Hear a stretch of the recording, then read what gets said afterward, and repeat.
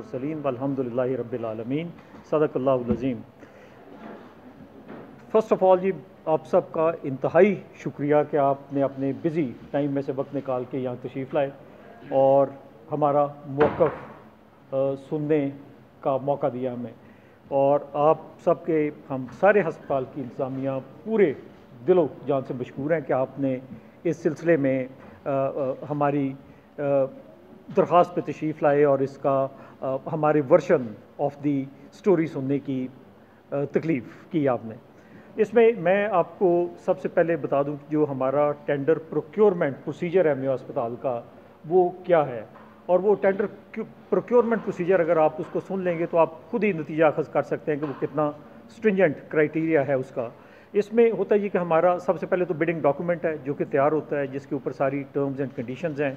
और वो bidding document is weight by the bidding document committee which is headed by the professorial staff of the King Edward Medical University along with the administrative team।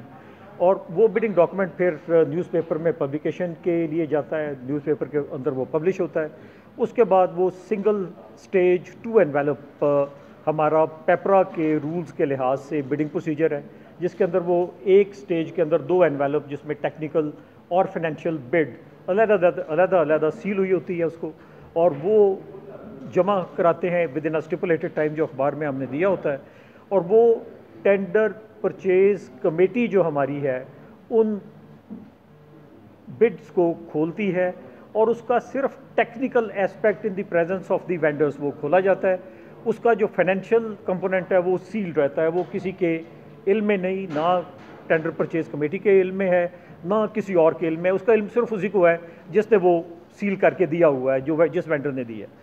उसके बाद वो technical purchase committee उसको technical evaluation committee को भेजती है, जो कि technical evaluation committee of a particular tender उस एरिया के एक्सपर्ट्स के ऊपर हॉस्पिटल की टीम बनाती है, which is normally headed by a professor of grade 21 of the King Edward Medical University, in order to ensure कि उसके अंदर किसी किस्म का बायस बिल्कुल ना रहे और आपके अनबाइस्ड ओपिनियन उसके ऊपर आए।